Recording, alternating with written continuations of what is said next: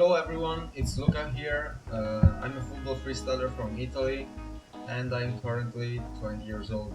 This is my first question and answer video and I decided to make it because a lot of you guys have been asking me about tips, how to train, how I practice, what was my best moment in my freestyle career and so on. So I think it's time to answer all those questions once for all.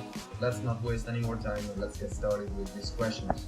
How long have you been freestyling and how old were you when you started? So I started freestyling in 2011, that was 5 years ago. Now I'm 20 years old, so I was 15. What inspired you to be a freestyler? I was playing in a local football team and some of my friends were always trying to do tricks. And at some point I got so curious and interested about this that I decided to try these tricks as well.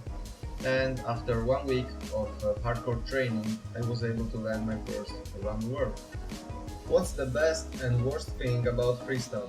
The best thing, in my opinion, is the fact that you can do whatever you want without restrictions. There's nobody telling you what you should do or what you shouldn't do. You just pick your ball, go to your training spot, think about some tricks or combos and just try to apply them in reality. There are no restrictions, as I said.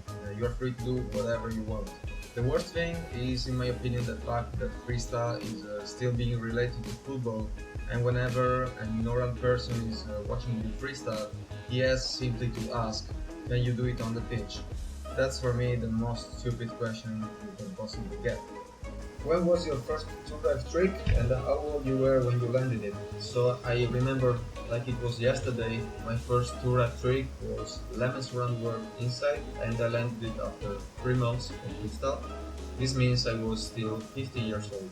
Who inspired you to be a hardcore freestyler? Since I started freestyle, lowers has always been my favorite style. It's not like I dislike uppers, sit-downs or ground moves or the other styles which came up like acrobatics and blocks, but I just felt the satisfaction lowers provided was not comparable to any other style. Of course, I started training lowers and I kept training until I had my first freestyle meeting with Ethan, Andrew and Butts in London in 2012. I think the month was March. Later, in April, Ethan uploaded a video, I think it was named April Air Combos 2012, which was followed by MP's RLL2 final video. And after these two videos, I got really motivated that I started training to become as hardcore as them. How do your legs move so fast and quickly? Is it natural or do you do something to practice it? What I did was simply practice freestyle.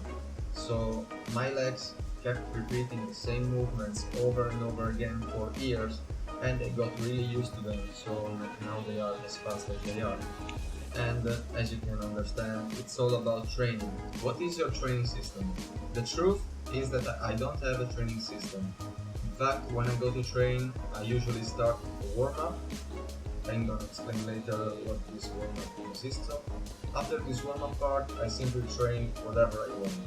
I just do whatever I want. If I want to do lowers, I do them. If I want to do J-stall, I get in the handstand position. If I want to do uppers, I practice them. Same goes for sit-downs, even ground moves sometimes. No, just kidding. But yeah, seriously, you should just train whatever you want. I feel if you're enjoying your training, your progress will be a lot faster. Instead, if you're training something just because you're forced to do it, you will feel the struggle in your progress. How many hours a week do you train? So this slightly depends on my motivation levels, but most of the time I train 6 days a week. Every day I train for 2, 3, maximum 4 hours.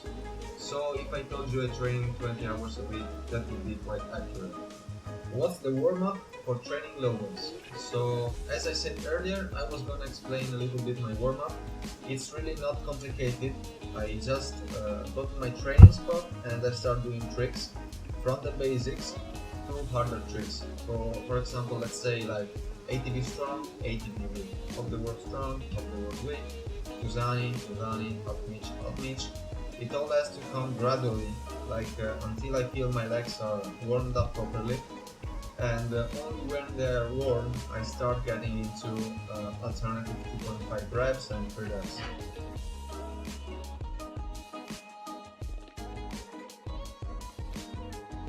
Who is your favorite freestyler? I never truly had a favorite freestyler, and I think I will never have a true favorite freestyler because it's always changing. My first favorite was Skora, then Mirko, Ethan, Nemo, Akim, and nowadays I think Alexei is my absolute favorite, and he has been my favorite for a long time now, for like 1 year and something like that. Why is Alexei my favorite? I think he has really amazing level in all areas of lower body freestyle, basics, to rev, free rev, no touch combos, up as back labioda variations, weak foot is practically his second strong foot.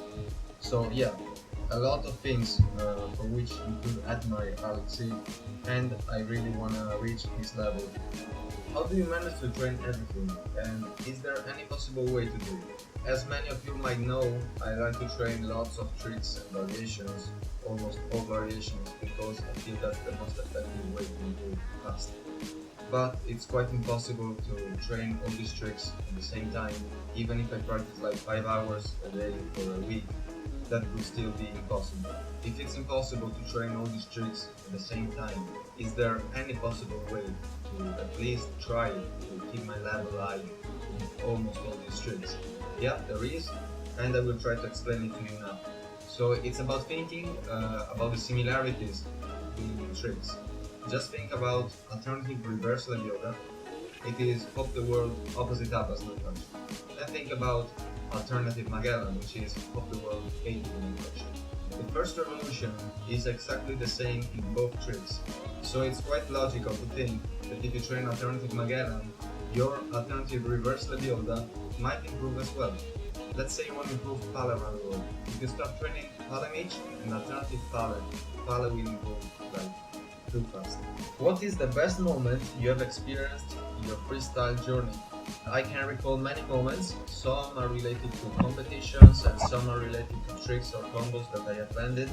I think the highlights of my freestyle career are landing my first Luca trick, landing Skora, no touch for the first time, winning the Italian competition, and winning challenge in Super Bowl this year. And if I had to choose one among these four, I would probably go with the challenge in Super Bowl because it's the most important one. What do you think is the easiest tip to learn alternative to rev, like alternative on Mitch? I think for alternative on Mitch and possibly for any other alternative to rev, the most important thing is to have mastered hop the words.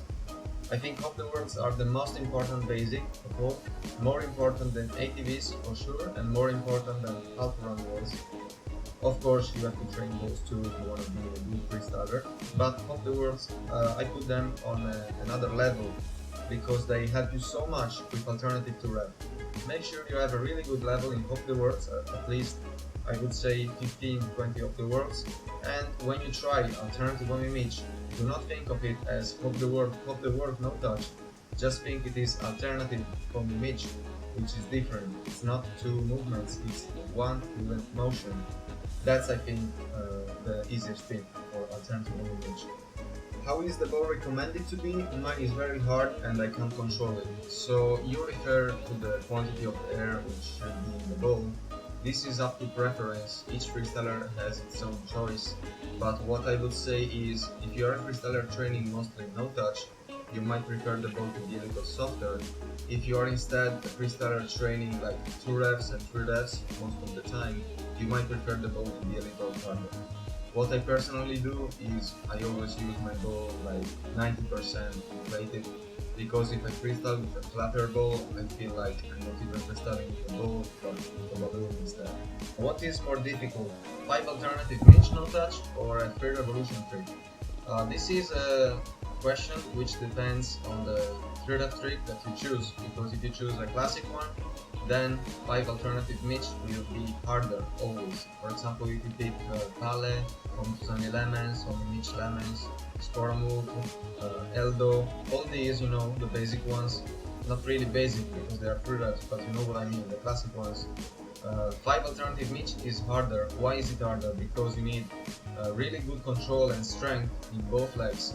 Instead, if you pick not a classic freeride trick, for example Danny around the world or crazy feet. These are obviously harder than 5 alternative mitch and can easily be compared to 10 alternative mitch. How to avoid injuries while trying to do 3 revolution tricks. I got 2 main points. First point, always make sure you warm up properly, because if you don't warm up properly and try a freeride trick, there are high chances that you're going to get injured, because 3 revolution tricks require great strength in your legs and great power, and unless you are a true master in your trick, I highly suggest to warm up for it. Second point is always make sure you are prepared to try a freeride trick. For example, I see so many people that just landed their Homituzani for the first time and are already thinking with their mind when they will be able to land their first Scala around the world. Like, you just landed a true rep, you're thinking about the freeride. Your legs are obviously not ready for that, and for some reason you want to go for it. There are high chances there as well that you might get injured. What is the most important quality of a freestyler? Physically wise, I think flexibility plays an important role. I know some freestylers need to do basic stretchings in order to be able to bend their leg and bring it to the Yuzuki stall position, while I can just do it easily because I'm flexible. And even in hardcore lower body freestyle, the most flexible freestylers are the ones which have more advantages. Mentally wise, instead, I think the ability to take criticism without crying about it is really important, and also the ability to use your brain during trainings. If you're moving only your legs as fast as possible, you can only get so far, but if you start thinking about what you're doing, a new world of possibilities opens for you, and you truly start understanding tricks and how they work.